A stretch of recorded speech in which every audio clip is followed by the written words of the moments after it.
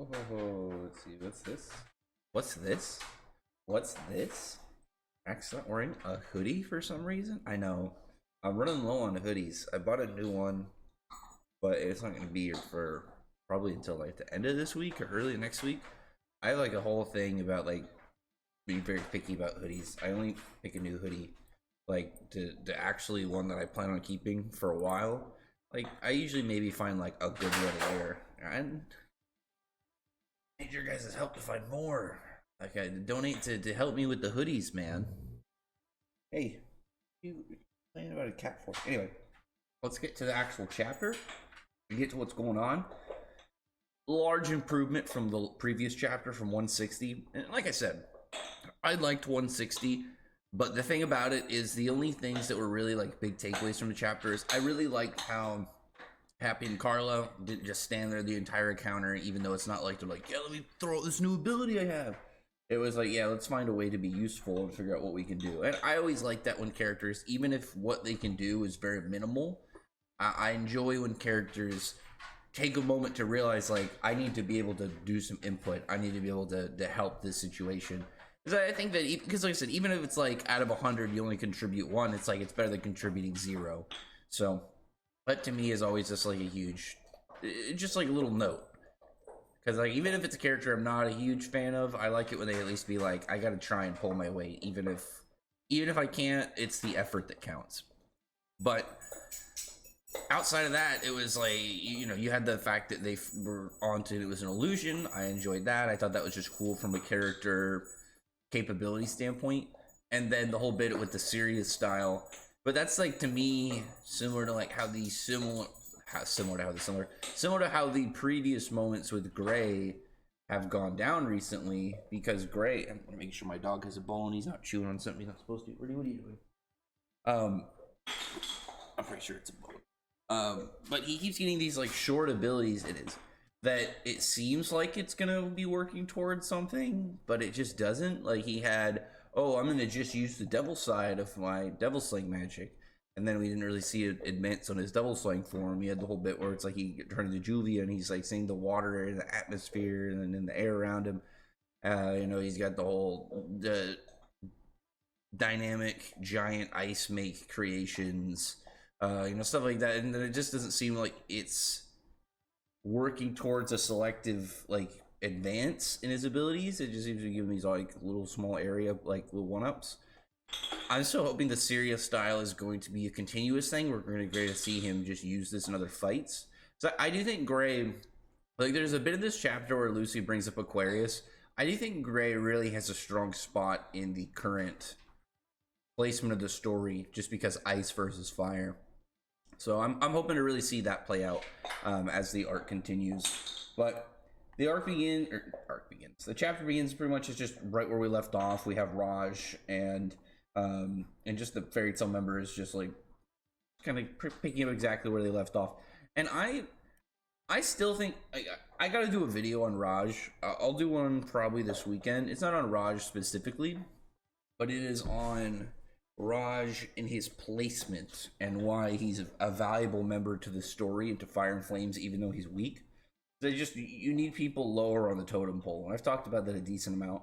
You need like weaker people so the stronger people stand out more, and it's not just like, yeah, they fought a protagonist. It's like, well, you look at the scale of things, and it's like there's a bit in this chapter with Wed where Wed shrugs off the attack that beat Misaki, and it's like, really, it's like that's like a really impressive feat. Like, wow, that's actually really incredible. And you're able to really look at that because you're able to compare where else that, you know, the feat has been, the other characters within his range, and it just lets you piece things together a little bit better about understanding of where we're at. And the weaker characters on top of that also really again build a better picture of the antagonist group, and it's not just on them as individuals, it's them collectively. So they're just gonna be talking, you know, the obvious jokes that you expect, like, oh, you know, all these guys use fire magic. You know, it's like multiple Natsus, and they're just a little bit discriminatory against people who use fire magic. It's not every fire magic user is Natsu. But the one bit about the chapter I found extremely intriguing, and it might just, you know, I assume it has to just do with the whole Dragon King festival and everything going on. getting prepped up. But Raj is like laughing. I assume he's referring to basically the bits at the end of the chapter when Natsu and Ignia interact. Like he's like, the whole bit like, yeah, it's happening faster than expected. It's probably in response to whatever that is, unless there's something else he knows about that's going on. Like, oh, Raj and Wed actually known each other for a long time, even though they aren't close. They've known each other amongst the longest out of the Fire and Flames member, and he knows. Um, this is just the beginning of Wed's fire capabilities, and he can feel his heat ramping up from even here, or something that it's like it's an indicator. But it's probably just about how like he knows that like this is just, oh yeah, these guys are strong. Maybe they're gonna be able to oppose some of the people, but also like there's no way they're gonna beat Ignia kind of thing. But I don't know. Wed's really interesting though. Every time I look at him, I remember it's funny because I really wanted him to have one arm. I'm fine with having two arms. I really like his design and his greatsword. His overall design is really funny because his design isn't crazy when we first get it. It's not like, oh yeah, he went, every single stop out of the way, crazy character in every detail. I don't think he needs to go too insane with like the detail of people, because obviously you got to draw him a bunch, so it's not like you want to make it too crazy or it's too much to draw. But I always just look at not his whole design, but just his visor, the like almost Y slit shape. I always just find it funny because like my Death Knight in World of Warcraft has the same face bit for his helmet. The rest of the design doesn't match, but it's just that specific bit. It was just funny because I just love that general design. It reminds me of Lord Zed from Power Rangers. I know it's not the exact same, but it's just something that always stuck with me whenever I looked at it. It just looks cool. But he's not using any additional type of fire, like anything special or stand out. So it makes me wonder, because there's a bit in the chapter. There's a bit in the chapter 2 with Ignia talking about the Dragon King Festival and destroying the humans. I like still my theory that Signario sisters are not human, like they're dragons. But I also really like the idea of what if Fire and Flames members aren't human at all, and they're just different creatures, different races that are use magic to transform into human appearances. And that would be really cool because it's like, oh, well, Lekka's thing isn't maybe a magic. He's got fire make, and then he's got maybe a racial ability on top of it. And that would be why Natsu has like, a bit of a problem, at least initially trying to eat the fire, because it's something that is just very alien, I guess, to him. That would make sense to me. It could just be, I've got this special additional ability that, I added specifically in case we ever run into a guy like this, just because I would assume too, if you're like a really high up fire user, that you would want to make sure that if you run into people that have ways to counter you, you have alternative counters, kind of like how Wall looked into his own weakness, electricity. Very smart. That's one of the reasons I always liked Wall too. But Urza's just like fighting him still with her dual swords, and in her Fire Empress armor, goes to switch into her Armadura Fairy armor. I saw some people talking about this online too. Is there like arguing the armor strengths of Urza again, and like talking about like Nakagami and stuff? People gotta remember, Armadura Fairy is her best overall armor, because this should be one that enhances speed, strength, durability, reaction timing, magical output. I've always, in my mind, and I think this has always made the most sense to me, this is an overall best armor. Where you look at something like Clear Heart armor, it's attack and speed. If you look at her Adamantine armor, it is defense. If you look at her Sonic armor, it's just speed. And honestly, I feel like way less so than her Clear Heart armor. Her Armadura Fairy, overall best one. Nakagami is used for like hacks casters and people who are just, difficult because of their broken magic rather than them themselves as fighters. And that's why whenever we see Urza use it, it's against people who are hacks casters, people like Minerva, people like Agio. Because it just doesn't, there's not really much of a reason to use it against somebody that is not going to be as vulnerable to it, I guess. Because if you say, you use it against a swordsman, it's like, okay, well, what happens when you run out of magic because he's using a sword? And you dispel his sword magic just for him to reactivate it. It's not like he's thrown like this massive all-in attack at you and you just like, oh, I'm doing my thing for this. But he ends up defeating this, and this was surprising. Urza uses her shooting star attack that she beat Misaki with. he doesn't even get phased by it. It looks like he just got scratches on his sword, but I wonder if those have always been there. Well, not always, but like those were there before this fight. He's like not even bothered by it. It does nothing. This is an attack that beat Misaki, one of the Dark Dragon Slayer knights, and it did nothing to the dude. He's not even like, oh, slightly damaged. This little cat just wants to hang out. He's not even like slightly damaged to where it's like, oh, that was a good one. He blocks it effortlessly, compliments on her speed, and then uses an attack of his own. I like the name. I wonder, I assume Killer Flame is going to be the name of his sword style, or unless it's High King Sword, and maybe it's like different types of fire High King Sword. But he pretty much just goes for like a big overhead sword swing, and like it impacts, and it takes a second before it hits Urza, and then it still goes, and it's just pushing. It's nothing like insane like Alderaan stepping, but it's obviously there's more things where it's gonna be more of like the potency of it, but it's also just the sheer physical strength. And I really don't think Wed is trying at all. I really don't. I think that he's just still in skirmish mode. So my dog's trying to bother me. Buddy, go lay down. Ready? I'm in the middle of this. We're talking about Wed. He's pretty good right now. He's hype. Ready? Go lay down. You're fine, buddy. Just lay down right there. I don't know why he just wants to crawl from me. All my pets want my attention when I'm in the middle of doing something.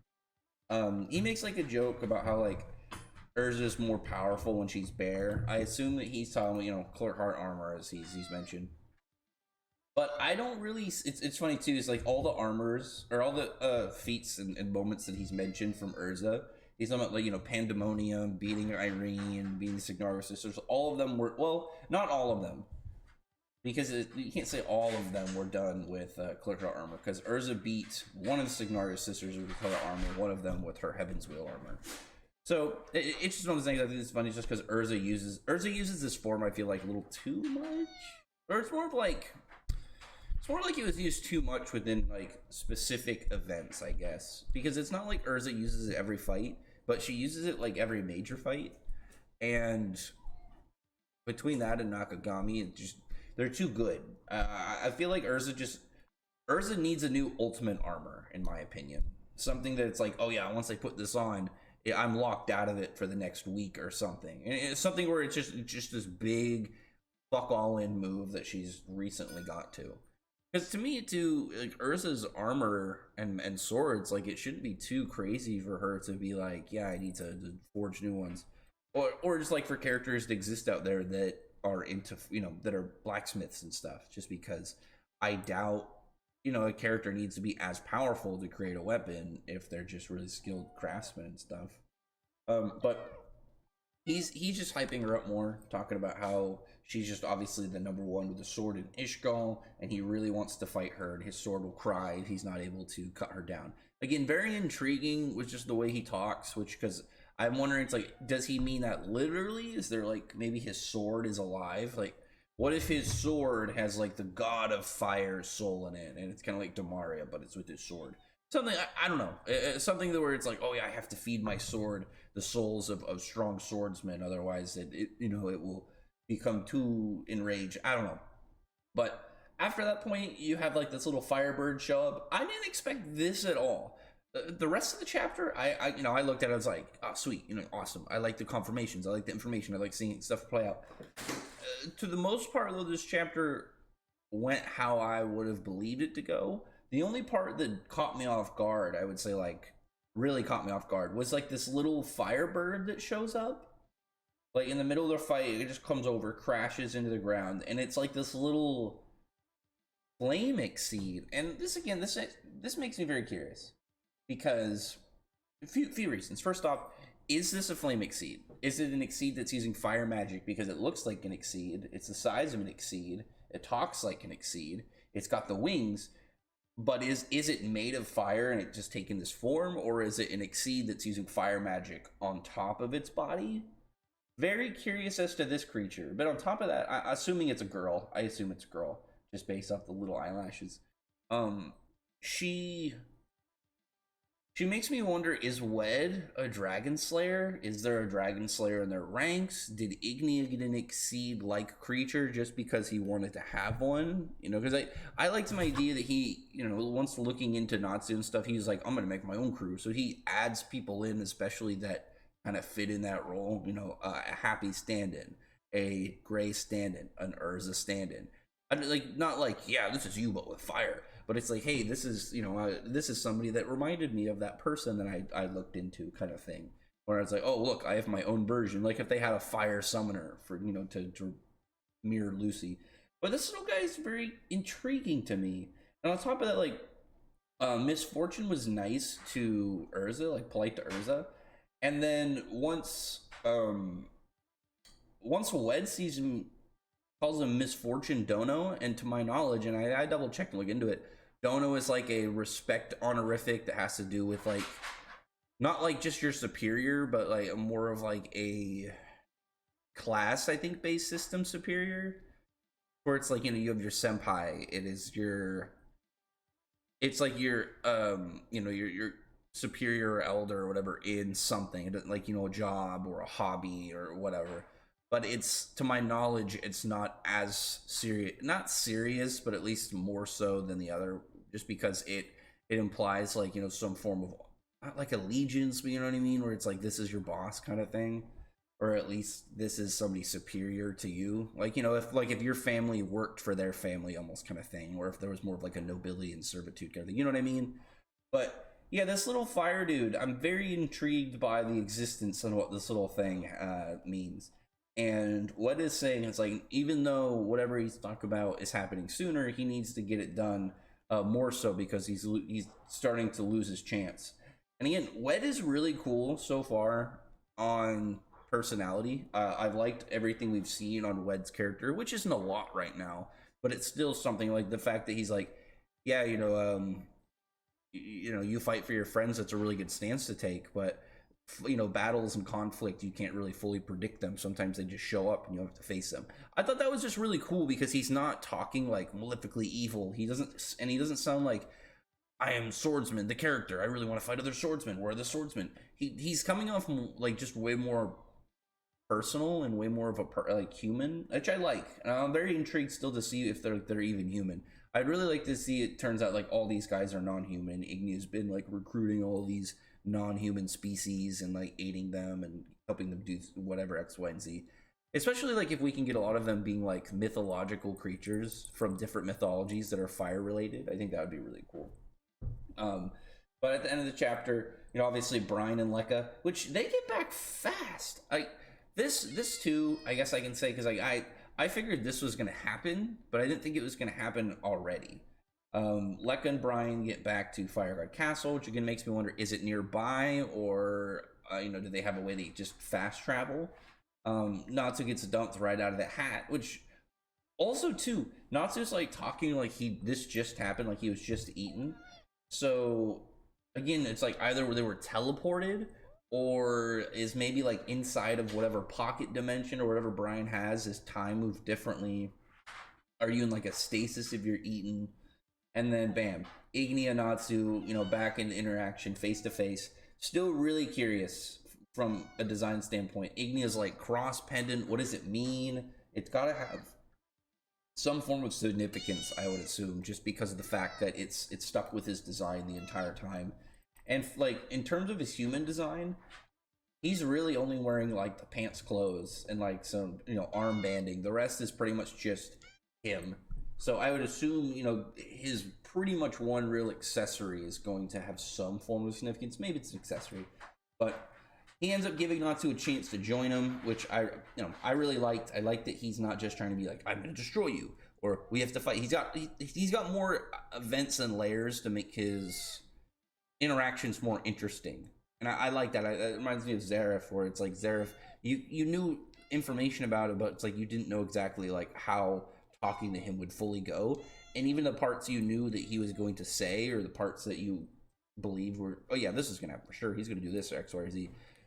There were ways that it would just like, it would start that and then completely turn to a different direction, and it just was really hectic to really for some of them to kind of really track.